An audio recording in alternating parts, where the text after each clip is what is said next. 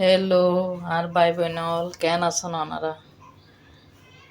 আশা করি ভালো আছেন। আলহামদুলিল্লাহ আমিও ভালো আছি। আজি বয় দিলাম চলর গুস্ত দুইটা ইয়েরে মশলা মাখিয়ে বয় দিই আর কিছু রাখি দিই কুড়িয়ে দিয়ে মাছও রান্না করি ফেলাই, ডাল দিয়ে কুইয়া দিয়ে রাঁধি ফেলাই, মাছ রাঁধি ফেলাই, চলর গুস্ত কিন বয় দিলাম চলত। তারপর আমি এখন ঘরটা ঝাড়ু দি ফেলাইম, অন্য হাঁস গড়ি লইম।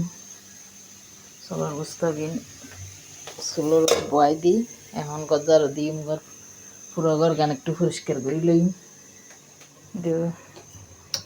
কিছু পেঁয়াজও চুলি ফেলাই।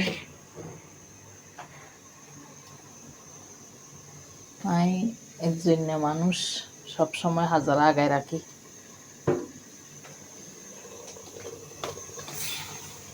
চলর মাংস কিনইতে তাক আমি হাঁস সারি লই।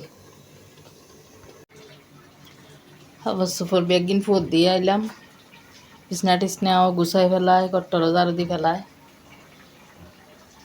দুজের খানা মোটামুটি রেডি করি ফেলাই, বাট্টা তো রাঁধি ফেলাই।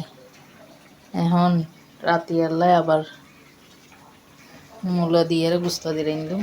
এই গুস্ত হসার দিই সুটকি দিয়ে রাঁধিলে হয়তো না চাই, তারলে গুস্ত দিয়ে রাঁধান পরে মূলর গুস্ত হসার দিন দিয়ে মূলো পুড়িয়ে সিদ্ধ করিল দিয়ে আবার লাল শাক লইছি, লাল শাকও কুড়ি ফেলাই।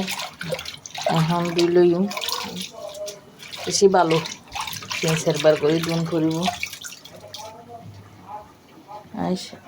এতক্ষণ দোয়া ফালা বেগিন গড়ি লইলাম, গড়িয়ে এখন শাক কিন দুই ফেলাইম। মূল কিনো চুলত গুস্ত হসি উঠিলে বয় দিম, গুস্ত আর একটু সিদ্ধ হইলে মূলো ডালি দিম। লাল শাক কিনো দুই লই তৈলে লাল শাক কিন 2-3 বার করে দুই ফেলাই। লাল শাকও চুলত বয় দিলাম, দুই দাইয়েরা হয়ে গিয়ে মূলো হয়ে গিয়ে চুলো বন্ধ করে দিন। আপনারা একগুণ আরো সাপোর্ট করিবেন আর ব্লগ কিন চাইবেন, ভালো না লাগিলেও চাইবেন, লাইক কমেন্ট শেয়ার করিবেন। আস্তে আস্তে চাইতে চাইতে ভালো লাগিব। আজি এর ব্লগ এই পর্যন্ত। আল্লাহ হাফেজ।